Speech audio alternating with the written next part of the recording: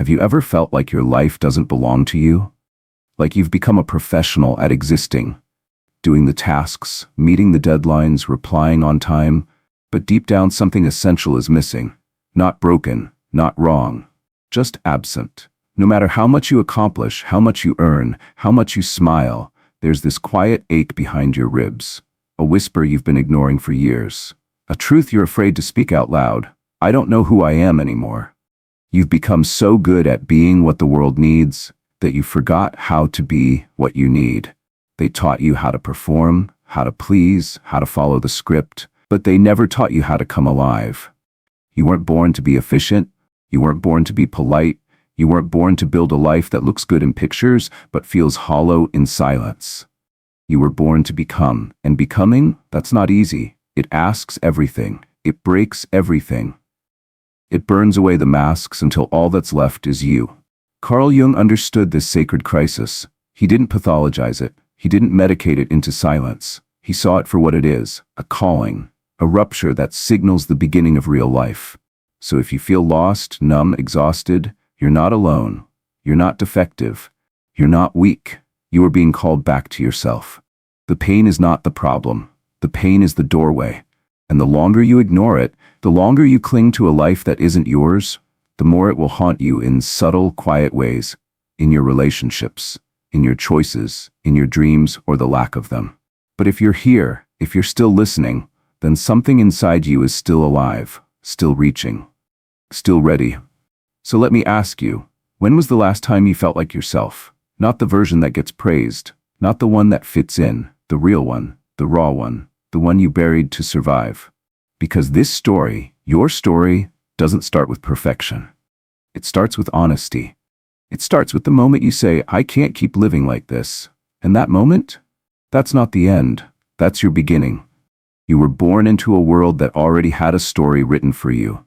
Before you could speak, it named you. Before you could think, it shaped you. Before you could dream, it handed you a script, one with no space for your soul. This is the illness no one diagnosed. Not a disease of the mind, but of the culture, of the blueprint, of the story that worships appearance and strangles essence. You live in a system that doesn't care who you are, only what you do. How fast you move, how well you adapt, how quietly you suffer. Here's how the machine works. It tells you to be productive before you're present. It teaches you to build a resume before you build an identity. It seduces you with promises of status, money, admiration, and in return, it asks only for your authenticity, your fire, your freedom. Not all at once, just piece by piece. By the time you're old enough to question it, you're already tired. You've been climbing a ladder that doesn't lean on anything real. You've been applauded for surviving, but never asked if you're alive. Carl Jung saw this decades ago, this mass psychosis of civilization. He said, the greatest danger to our future is not disease, but man's inability to deal with his own soul. And this is the truth we don't say out loud. You are not mentally ill. You are existentially malnourished. Look around you, everywhere, bright lights and dark hearts, people smiling through screens while dying in silence, millions connected yet untouched, fed by data, starved of meaning. This is what you were born into, a culture of surfaces, a culture of hustle, a culture that treats silence as laziness, stillness as failure, and pain as a chemical inconvenience. But you are not a machine. You are not a cog. You are not a brand. You are a soul with edges, stories, contradictions. You are not here to be optimized. You are here to become. And yet, you were taught to be efficient instead of whole. You were told to compete instead of connect. You were trained to consume instead of confront. From childhood, you were rewarded for obedience, not curiosity, not reflection, not inner knowing. So now, in your quietest moments, you feel like an actor in someone else's film, saying lines you didn't write, living a life that doesn't fit, and the audience claps anyway. But here's the sickness Jung warned us about. The more you adapt to a system that denies the soul, the more ill you become. Not visibly, not immediately, but deeply. A slow erosion of self. A life that gets narrower as your screen gets brighter, until one day you wake up and realize you've mastered everything except the art of being yourself. This is not your fault. This is the structure, the environment, the story. You didn't ask for this conditioning, but now it's yours to confront. And here lies the first fracture of awakening. When you stop blaming yourself for being unhappy and start questioning the world that told you this was happiness, because it's not. The corner office is not wholeness. The vacation photos are not joy. The endless notifications are not connection. We are a generation drowning in comfort, yet gasping for meaning. You don't need more discipline. You need more truth. And the truth is brutal. The culture you live in does not want you to awaken, because awake people don't blindly obey. They don't chase what they don't need. They don't numb their pain with dopamine and call it self-care. Awake people feel. And feeling in this world is an act of rebellion. Carl Jung didn't offer band-aids. He offered confrontation. He offered a mirror. He asked, are you living your life or the life the world handed you? You already know the answer. You've known it for a long time. You just haven't had the permission or the language to say it. But you do now. This culture taught you to betray yourself quietly. Now you must learn to remember yourself, loudly. There was a time, maybe when you were 5 or 10 or somewhere in between, when you still heard it. That quiet voice inside you. The one that whispered wonder. The one that didn't speak in logic, but in longing. It said things like, I want to build, I want to dance, I want to disappear into the forest and feel what's real. It didn't care if it made sense. It didn't care if it made money. It just wanted truth, and you heard it. But one day, the voice fell silent. Not because it was wrong, but because it was inconvenient. You were told, grow up, be realistic, pick something stable. And slowly, the inner voice was traded for outer approval. Your truth was bartered for a seat at the table. And the cost? Yourself. This is what Jung meant when he said, what you do not bring to consciousness returns as fate. Because the voice you silenced didn't disappear. It went underground, into the unconscious. And it has been trying to reach you ever since through anxiety, through addiction, through the numbness you can't explain. You wonder why you're exhausted all the time. You think it's because of work or stress or screens. But maybe it's something deeper. Maybe you are tired from the effort it takes to pretend. Pretend to care about goals that don't stir your blood. Pretend to laugh in rooms that don't see you. Pretend to belong in a life that forgot your name. So you medicate the unease. You drink to quiet the tremble. You scroll to stay distracted. You call it burnout. But it's not just that. It's self-abandonment. You have spent years walking away from yourself, not in one grand betrayal, but in tiny moments of yes when you meant no, in jobs you never loved, in relationships that kept you small, in routines that made you invisible. The tragedy isn't that you're lost. It's that you've learned to live with it. You've made peace with the disconnection. You've normalized the ache. You've mistaken silence for safety. But the unconscious never forgets. It remembers who you were before the masks. It remembers the fire. And it will not stop until you listen. That tightness in your chest? That's not weakness. That's your soul knocking. That restlessness at 2 a.m.? That's yourself asking to be seen again. You can't outrun it. You can't sedate it forever. Because what lives in the dark will always pull at the light. And if you don't answer the call, it will answer for you, through collapse, through crisis, through a life that never feels quite real. This is the hidden truth of adulthood. You don't lose your soul all at once. You lose it in pieces, until one day you wake up in a life that looks fine, but feels hollow. You smile, you perform, you endure, but something's gone missing. And now, after all these years, you're starting to feel it. The echo, the emptiness, the question that refuses to die, whose life am I living?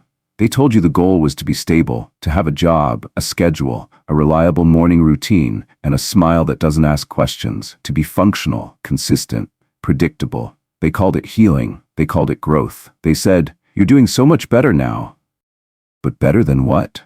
Better than the version of you who cried at night because something felt wrong? Better than the you who asked uncomfortable questions about purpose, truth, soul? Better than the you who refused to accept numbness as normal? No, you're not better. You're just quieter, tamed, less disruptive to the machinery around you. This is the false promise of stability, that if you can just function, if you can smile at the right moments and wake up on time, if you can keep up with the pace of it all, then you're okay. But functioning is not the same as healing, and calm is not the same as peace.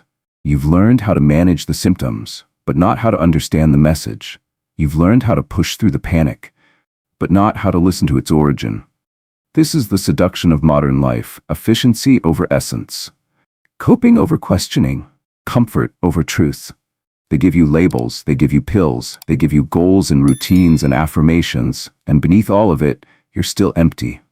Carl Jung saw this with piercing clarity. He said, "We cannot change anything until we accept it. Condemnation does not liberate, it oppresses." But we are a culture that condemns discomfort. We treat pain like an enemy to be eradicated. We silence suffering with medication, with productivity, with false positivity. We think if we can just keep moving, the ache won't catch up to us. But it always does, not as thunder, but as fatigue, as apathy, as a subtle death of the spirit. And the worst part? You've begun to believe it's your fault. You think, maybe I just need to try harder. Maybe I'm not doing self-care right. Maybe if I read another book or follow another morning routine, I'll finally feel okay. But what if the answer isn't in trying harder? What if the answer is in stopping long enough to feel the pain you've been trained to bypass? Jung believed that the cure is never found in avoidance. The wound must be touched, the grief must be felt, the descent must be made. The very thing you've been taught to fear, the breakdown, the stillness, the silence, is not your destruction. It's your beginning. Pain is not the problem. Your relationship to pain is. Because pain is a teacher. And the lesson is this: something is not aligned. Something is false. Something inside you is begging for resurrection. And no schedule, no productivity hack, no perfectly optimized life can substitute for the truth your body already knows, that stability without authenticity is just another form of collapse, a prettier one, a quieter one, but collapse nonetheless. So ask yourself, what part of your pain have you mistaken for failure, when it's really just your soul trying to get your attention? There comes a moment, subtle but irreversible, when pretending stops working. The mask you've worn begins to crack, not because it failed, but because you are no longer willing to betray yourself. You reach a threshold, not dramatic, not loud, but sacred. A whisper in the bones: I can't keep living like this. This moment isn't weakness. It is a threshold, a passage, an invitation into what Carl Jung called individuation, the return to the self. Not the self the world applauds, but the one that waits beneath everything you've been taught to become. Individuation is not self-improvement. It is not about becoming better. It is about becoming real. You are not here to be perfect. You are here to be whole. And wholeness doesn't come in peace. It comes in pieces, through rupture, through confrontation, through the painful unearthing of what you buried to survive. Jung taught that each of us carries within us a self, a totality, a blueprint of the soul we were meant to embody. But to find it, you must pass through the wilderness within. You must stop running from the parts you've silenced. You must meet the shadow.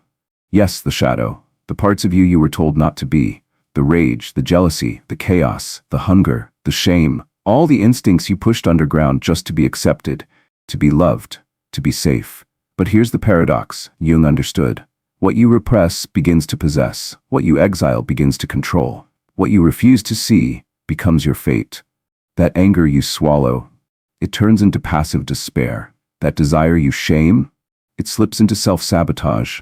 That fear you avoid, it becomes the architect of your choices. You cannot heal what you will not face. And so individuation is not a walk in the sun.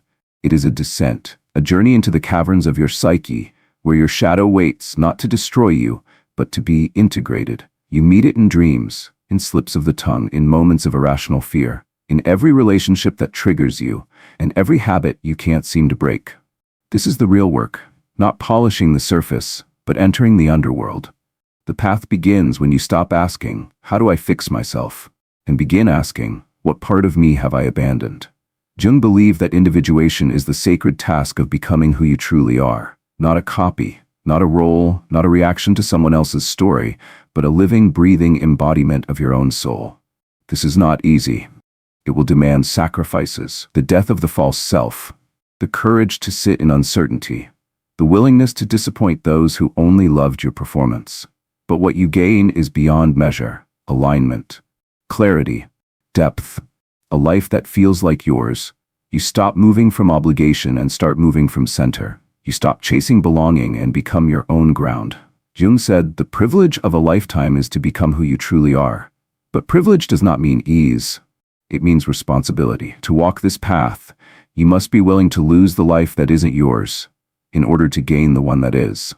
This is the call, not to add more to your life, but to return to what was always there, waiting in the quiet, waiting behind the pain, waiting behind the mask. You are not here to play a part. You are here to remember. You've spent most of your life searching for direction, from books, mentors, systems, screens. But what if the compass you've needed was buried inside you all along? Not in the logical mind, not in the voice that calculates and controls, but in the underground river of your being, the unconscious. Carl Jung didn't fear the unconscious. He revered it, not as a vault of shame, but as a guide, a vast, mysterious intelligence that holds every piece of you you've forgotten, rejected, denied.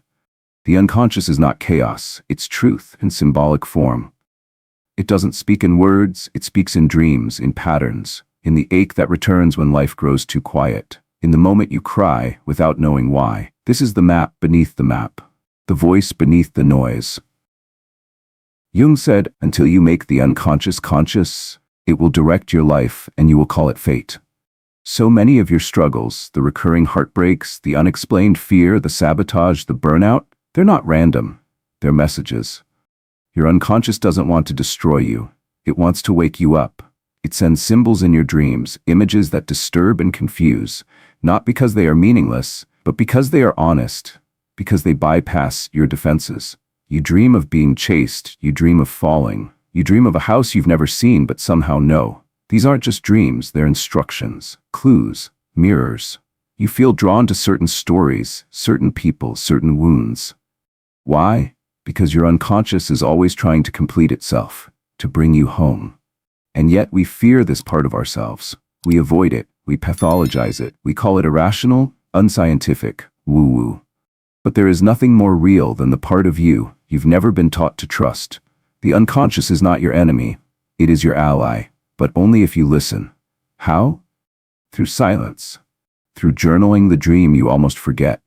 Through art you don't try to explain. Through breath and stillness and the willingness to feel what you were never allowed to feel. You don't need more information, you need integration.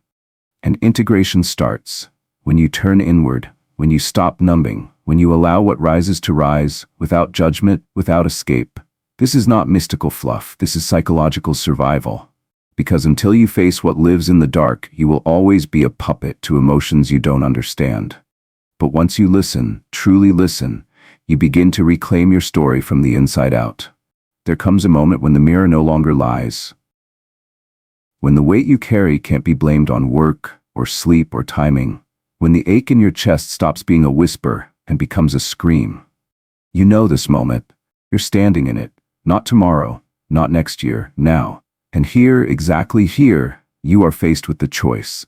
Not between success and failure. Not between happiness and sadness, but between illusion and truth. The life you've built, the one padded with routines, distractions, shoulds, it's not yours. You know it. You've always known it. But now it's costing you something too sacred to ignore. Yourself. This is where the old self begs you to stay. Don't change, it pleads. Stay safe, stay small, stay familiar. Because change is terrifying. It threatens the story you've spent your whole life protecting. It asks you to let go of who the world told you to be, to become someone you've never fully met. But here's what Jung knew. Avoiding this choice doesn't save you, it splits you. You can numb yourself into a half-life, you can keep producing, performing, pretending, but you'll pay for it in silence, in apathy, in soul-deep disconnection. Or you can wake up, you can step off the script, you can feel what you were never allowed to feel, want what you were told not to want, say no when the world expects a yes. It won't be easy, it will hurt, it will undo you before it rebuilds you, but it will be real. And in that reality you will find what you've been chasing in everything else. Meaning. Not comfort, not applause, but meaning. So here it is. The most brutal, liberating truth of all. No one is coming to live your life for you. You are the one you've been waiting for. And the door has always been open. Now it's your turn. Not to try harder, not to fix or please or prove, but to remember. The path to the self is not found in noise. It begins in the quiet, where the truth you've been running from waits patiently for your return. Ask yourself, what must I let go of to begin again? A title, a role, a belief, a life that fits but does not feel? Write it down. Whisper it to the mirror. Confess it to the night. Let the act of naming it be your first step home. Because here's the secret. Your soul was never lost. It was only silenced. And now it's time to listen. If this stirred something in you, if you felt even a flicker of recognition, then don't stop here. Watch the next video. Not because the algorithm told you to, but because you're ready. Ready to go deeper. Ready to remember who you were before the world told you who to be. Awakening is not an event. It's a choice you make again and again. And today, you've already begun.